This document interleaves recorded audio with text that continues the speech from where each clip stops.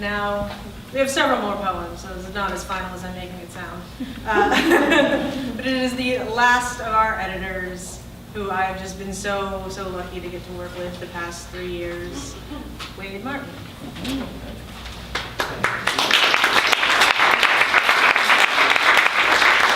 is our November overview. November overview, that's right. This poem was at one time in its life 3-4 times as long as it is now.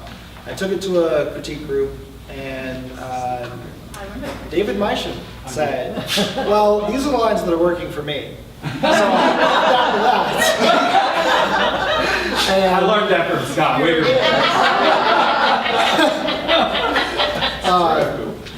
So on the November overview, Ramon de Juarez.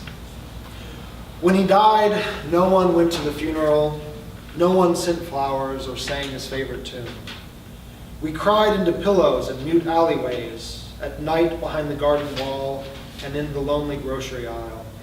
The figs in the garden dark with Ramon, the breeze in the Catalpa free with Ramon.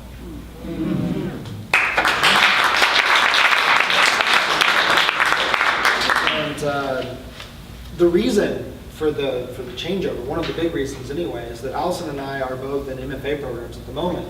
She's about to finish up her thesis this final semester. I'm halfway through mine, and as you all know, it's so rare to feel proud of something that you've written.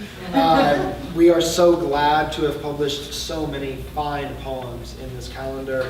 And if you're ever, as many of us here are already familiar with, if you want to get a good feel for Texas poetry and what's going on, this particular Best Of collection, but really any of the Texas poetry calendars that have been published over the last 20 years, are a great introduction to Texas poetry. And so if you know someone who's interested in reading up on Texas poetry, you might as well just, here you go. Just give them a copy of it. Buy another calendar. Yeah, exactly. Something that was written in this last semester that I'm proud of from the MFA program at Texas State University in San Marcos, Texas, I thought I would share it today. It's called Morning Warbler.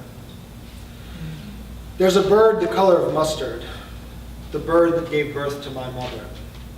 The color of dust on a lantern, the bright yellow egg that she hatched from, the beak of the bird that is golden, the sunbeam that broke her shell open, the feathers that fell from the bird's wings, the smell of her fumbling and misery, the eye ring through which sight is broken, her howling at having been woken. In spring, the bird's brimful of luster. By summer, my mom's the town drunkard. In autumn, a yellow-leaved nest. By winter, cirrhosis again. The bird migrates south with the weather. My mother has gone south forever.